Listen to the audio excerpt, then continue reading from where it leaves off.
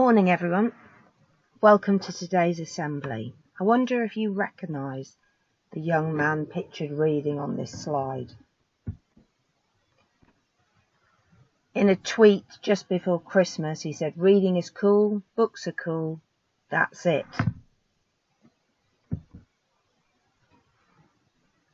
And he also stated he came to reading late, only beginning at 17, and how wonderful he's found the experience of reading.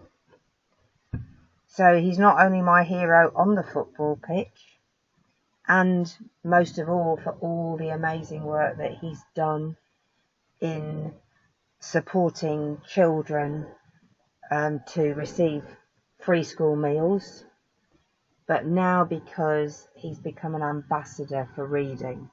And today's assembly is all about World Book Day and the benefits of reading. So, World Book Day is this Thursday, the 4th of March.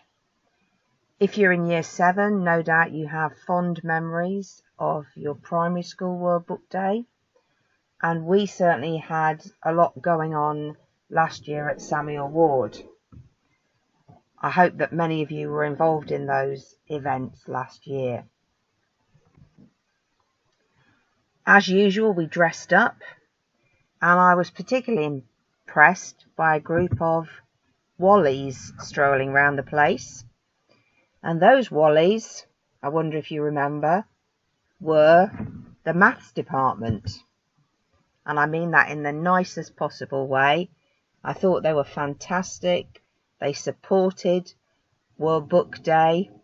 They were great fun, and I just wish we could have had permission to get them to hide in the school grounds and look for them instead of having to go to last lesson. Perhaps another year. Also, the maths department made up the most number of contestants in Book Mastermind, which Mr. Russell kindly compared.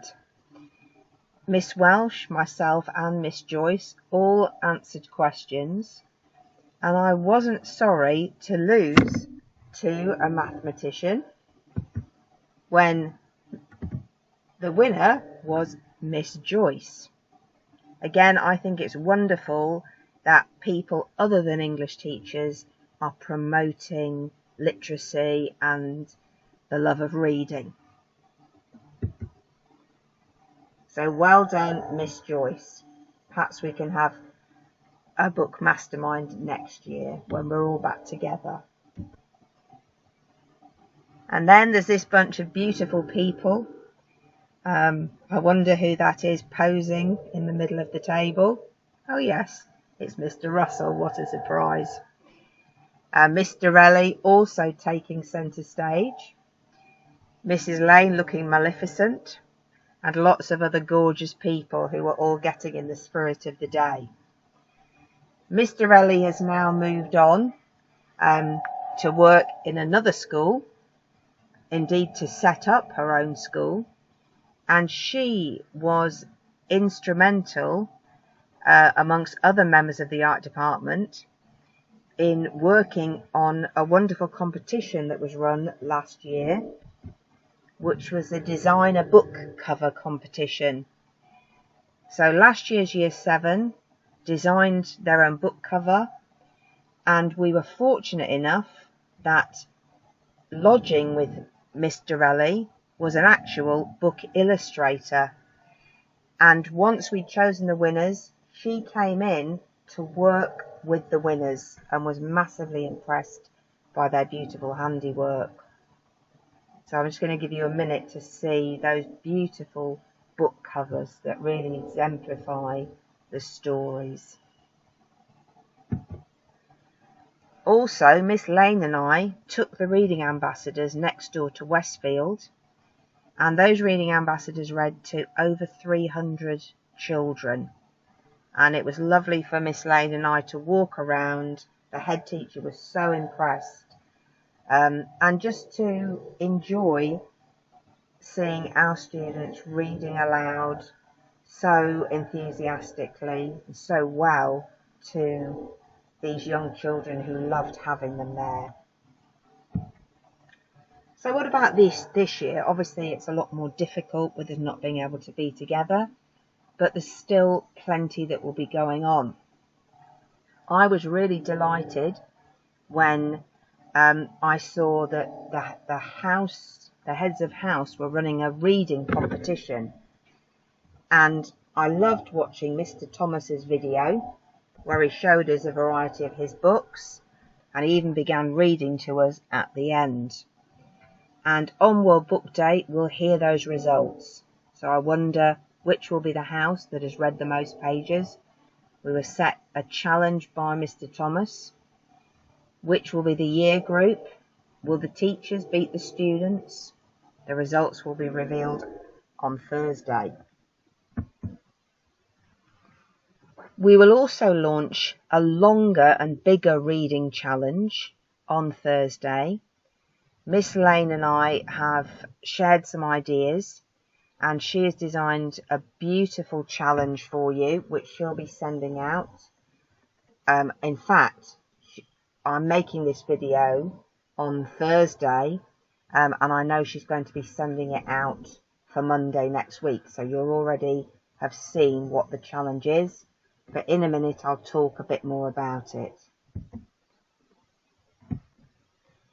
And then the other major activity is going to be a big read aloud. We're going to listen to some staff reading aloud, and you're going to get the opportunity to mark them for a change. And as always, there will be the opportunity to dress up, read your book and send a picture to Miss Lane at alane@samuelward.co.uk. So although we can't see you in school, we'd like to see you in costume reading, and Miss Lane will collate those pictures. So as I said, by now Miss Lane will have sent you information about the reading challenge and a beautiful sheet for you to sign when you've completed each part of the challenge. And to encourage you to send pictures of yourselves reading in all sorts of different scenarios and undertaking all sorts of different types of reading, including reading aloud. So this challenge will run over 3 months and will finish on the 4th of July. And you will see when you look at your form that you gather points by reading a range of books in a range of locations, to a range of people and animals, and also by reading aloud. So I wonder if you can spot the cat. It was tempting to put more pictures of dogs, hamsters, guinea pigs. I got very distracted and had to rein myself in. There'll be a prize for the highest score in each year, a £20 book token and a goodie bag.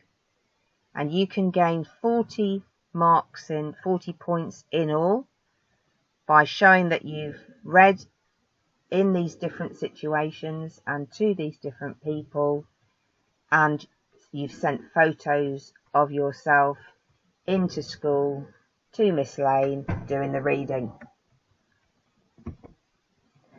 So you may have noticed I've mentioned reading aloud a lot, and in school we're going to be looking a lot at the benefits of reading aloud, because our brains as human beings are primed to respond to sound. You learn to speak as a baby by listening to people around you, and there's something that happens in your brain when you listen to people reading aloud and when you read aloud yourselves. So the heads of house have kindly agreed that they're going to post videos of themselves reading aloud on YouTube, and I'll be sending round a form next week so that you can watch them and mark them. See what you think of their reading aloud. All entries that come in will be raffled, and there's a lovely Easter egg that will be available for the raffle ticket that is drawn. Okay, so what about World Book Day then? So as always, there are a range of books that you can obtain for free with your World Book Day token, and these are the books available in bookshops and in supermarkets with your token. Many of you will enjoy the Skullduggery Pleasant books. So Apocalypse King is one of the choices. 3 ancient gods are freed from their prison with only one desire: to destroy the planet and everyone on it. To save us all, Skullduggery Pleasant and Valkyrie Kane must go undercover in a Dublin school. Another choice is Killjoy by Holly Jackson. Pippa Fitz-Amobi is not in the mood for her friend's murder mystery party, especially one that involves 1920s fancy dress and pretending that their town, Little Kilton, is an island called Joy. But when the game begins, Pip finds herself drawn into the make-believe world of intrigue, deception and murder. And this is a prequel written before another famous Holly Jackson book. The River Whale sounds a really appealing book. I really fancy reading this one myself. Imi has always loved wild swimming. One day she hopes to become a marine biologist. Tomorrow is the first step towards that goal, completing her entry-level diving certificate. But her plans for a good night's sleep are ruined by a strange and vivid dream of a distressed whale in the river. And finally, Sky Steppers. High above the streets of Paris live the Rooftoppers, a secret gang of children who eat, sleep and tumble amongst the chimney pots. From best-selling and multiple award-winning author Catherine Rundell, this joyful new story of the Rooftoppers of Paris is full of her trademark bravery and adventure. Okay, so as always, young people can either swap their £1 book token for one of the exclusive New World Day books, or if you don't fancy any of those, you can get £1 off any book or audio book costing $2.99 or more in bookshops and supermarkets. Now, because of the lockdown, books will be available for longer this year, and they can be used up to the 28th of March. So when we get back into school, week beginning the 8th of March, we'll give the tokens out to you. So just before I finish, I just want to remind you about joining the library, and Haverhill Library is brilliant. So you can apply for a library card if you live in Suffolk, Cambridgeshire or Essex. It allows you to borrow titles from all libraries. You can renew, reserve and view your details and your loans online. You can download ebooks, audiobooks, online newspaper, magazines and music for free. And your card is free and you can apply online. If you're under 16, you just need a guarantor to assure, to back up that you're the person you say you are. Okay, so your job is to have a good book on you every day and to go to Miss Lane, to ask your English teacher, to ask your form teacher, if you need help finding the book that will suit you. You should be reading for at least 20 minutes, 7 days a week, or the equivalent. Obviously, you may not be able to read every day of the week, but if you can manage that amount of time, which works out at an hour and 40 minutes a week, the maths department will tell me off, it's a lot more than that, isn't it? I'll have to do a quick bit of maths to finish off. So that will be 2 hours and 20 minutes a week. that will benefit you in so many ways. There are so many brilliant books to choose from. So the benefits of reading are many. You sleep better if you make sure that phone's turned off at night and you can actually unwind. It expands your horizons. It introduces you to new worlds. And I think the most important thing with reading is it helps you to emotionally connect with characters and often to see that other people feel the way that you do and you're not alone. As Dr. Seuss said, the more that you read, the more things you will know. The more that you learn, the more places you'll go.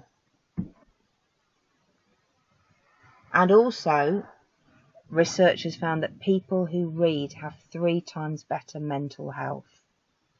So that's another really good reason to get reading. And it's never too late. As Marcus Rashford said, it wasn't until he's 17 that he found he got into reading. And I meet many people who didn't become readers till they were older, or who became re-enthused about reading when perhaps they'd had a bit of a drought. Okay, so I will sign off now and look forward to World Book Day and hope you enjoy it too. Bye bye.